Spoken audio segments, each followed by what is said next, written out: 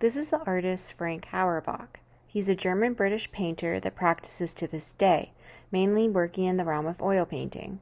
Auerbach was born in Berlin, Germany in 1931. His mother, Charlotte Nora Bouchard, trained as an artist, while his father, Max Auerbach, worked as a patent lawyer. In 1939, at the age of 8, his parents sent him to London to escape Nazi persecution. This decision ultimately saved his life, as his parents were sent to the concentration camps at Auschwitz and were resultantly killed in 1942. Once in London, Auerbach lived at Bunce Court, a boarding school in Kent that housed refugee Jewish children during World War II. At the age of 16, he decided to become an artist. In pursuit of this goal, he went to study under David Bamberg at the Borough Polykinetic Institute from 1948 to 1952. Thereafter, he would attend the Royal College of Art from 1952 to 1955 to continue his studies. In 1956, he had his first solo show, in which he was criticized for his thick application of paint. However, not all feedback was negative.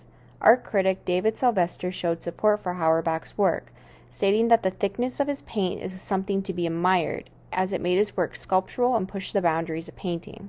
Since his first show, Auerbach has been featured in multiple group and solo exhibitions.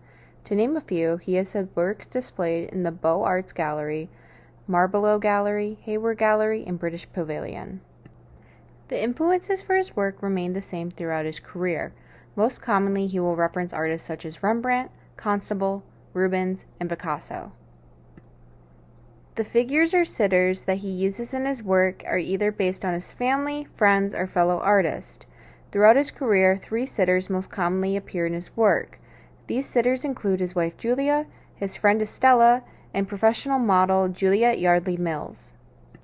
According to Auerbach, he prefers to use people he knows as references, saying, quote, "I find myself simply more engaged when I know the people. They get older and change. There's something touching about that, about the recording of something that's getting on." The goal of Auerbach's work is to capture the true essence of his surroundings. This goal of capturing the true image of his subjects drives Auerbach to paint his subjects over and over again. He will finish a painting only to scrape away some or all of it and completely start over. Sometimes he will paint and scrape away an image 30, 50, or even 200 times before he feels like he reaches his final product. This scrape and paint strategy attributes to the thickness of his work, as well as the loose and broad brushstrokes that he makes. Critics have suggested that the audience almost needs to approach his work with an archaeological mindset, in which the viewer must dissect the thick layers of paint to uncover the multiple experiences, memories, and attempts that lead to the final product. One such work of Auerbach's that displays the scrape and paint process is this painting titled Hedda Kossoff. The sitter of this work is his friend and fellow artist Leon Kossoff. Auerbach met Kossoff at the School of London, which was a group of artists who revolutionized painting post-World War II. Other members included Michael Andrews, Francis Bacon, and Lucian Freud. Even though Auerbach is classified as part of this group, he says he does not feel associated with this group or any other group, and views himself and his work as individual entities. In this painting, Honor Blue Underdown No. 5, Auerbach focuses on capturing a figure's true essence and not their exactness. The figure is hardly recognizable and blends into the surrounding background of the painting. The work balances between abstraction and figuration, where a noticeable figure is present yet hard to distinguish from their surrounding.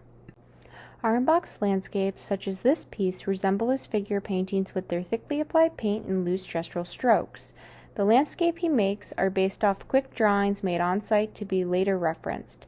In this painting, he shows the malleability of his memory as he recalls images from his mind that form into something new as he works. Auerbach has been in the same North London studio since 1954 and remains there to this day. Now at the age of 90 years old, he plans on continuing painting and making work for as long as he is able.